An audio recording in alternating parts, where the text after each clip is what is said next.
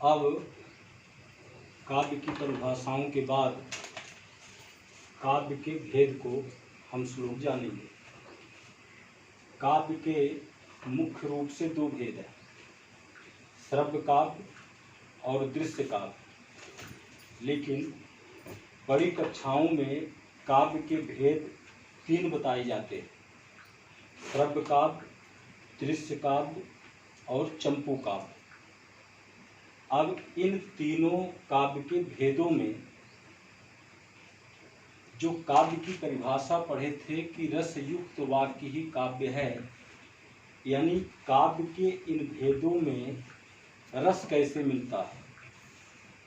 तो रस मिलने के लिए जैसे श्रव्य काव्य है, तो श्रव्य काव्य में पढ़कर और सुनकर आनंद या रस की प्राप्ति होती है।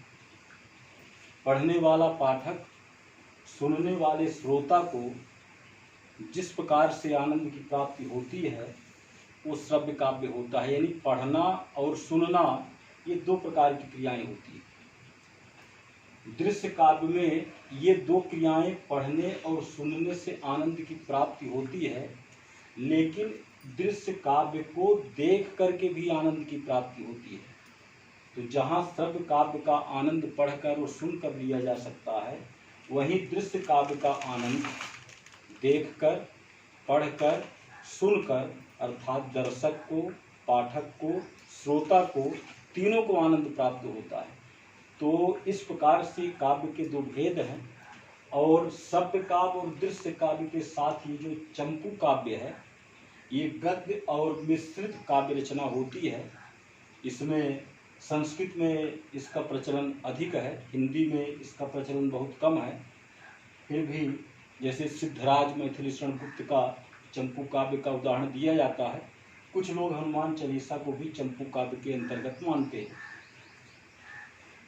अब श्रव्य काव्य में दो भेद होते हैं, फिर प्रबंध काव्य और मुक्तक काव्य। इनकी परिभाषाएं सब अलग से विस्तार पूर्वक आप तक पहुंचेगी। प्रबंध काव्य के तीन भेद, महाकाव्य, खंड काव्य, आख्यानक गीत। उसी प्रकार से मुक्तक काव्य के दो प्रमुख भेद हैं, पाठ्य मुक्तक और गेय मुक्तक। इधर दृश्य काव्य में आप उदाहरण दे सकते हैं नाटक, एकांकी, यानी गद्य की अनेक ऐसी विधाएं हैं जो दृश्य काव्य के अंतर्गत रखी जाती हैं। प्रश्न भी पूछा जाता है कि एकांकी को दृश्य काव्य क्यों कहते हैं। तो इस प्रकार से प्रबंध काव्य के तीन भेद, महाकाव्य, खंड काव्य, आख्यानक गीत, और मुक्तक काव्य के पाठ मुक्तक और गेय मुक्तक। अब प्रबंध काव्य में जो महाकाव्य है, महाकाव्य अनेक हैं हिंदी में।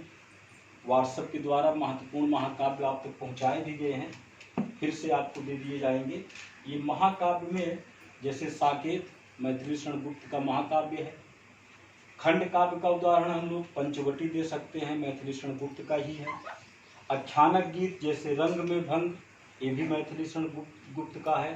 तो इस प्रकार से ये महाकाव्य, खंड काव्य, आख्यानक गीत, ये तीन भेद हैं प्रबंध काव्य के। मुक्तक काव्य में जो पाठ्य मुक्तक है, इसमें कबीर के दोहे, रहीम के दोहे ऐसे उदाहरण के तौर पर दिए जाते हैं। और गेय मुक्तक में सूर के पद, मीरा के पद, महादेवी के गीत, ये गेय मुक्तक में आते हैं। गेय मुक्तक के भी दो भेद हैं, गीत और प्रगीत। कक्षा द्वादश में गीत और प्रगीत की भी कभी कभी परिभाषाएं पूछता है। अगले वीडियो में आपको इन सब की परिभाषा दी जाएगी। अब इसमें समझने के लिए महत्वपूर्ण ये है कि आपको इसमें हम व्हाट्सएप के द्वारा हिंदी साहित्य के महत्वपूर्ण अंतरों को पहुंचाने का काम किए हैं। आप सबके पास पहुंचा होगा, जिनके पास नहीं पहुंचेगा, यदि लगता है कि मुझे वो चाहिए तो फिर से आपके पास पहुंचाया जा सकता है। इसमें श्रव्य काव्य और दृश्य काव्य में भी अंतर होता है, प्रबंध काव्य, मुक्तक काव्य में भी अंतर होता है, और पाठ मुक्तक, गेय मुक्तक में भी अंतर होता है। इसमें महाकाव्य और खंड काव्य में अंतर होता है। तो ये एक विस्तृत पाठ्यक्रम है कि प्रत्येक बिंदु के विषय में एक एक की परिभाषा, संबंधित उदाहरण, उसकी विशेषताएं पढ़ करके जानकारी लेने के बाद ये काव्य का जो पूरा पाठ्यक्रम है वो समाप्त होगा। अगले वीडियो में हम क्रमशः इनकी परिभाषा और उदाहरणों के साथ आपके पास प्रस्तुत होंगे। धन्यवाद।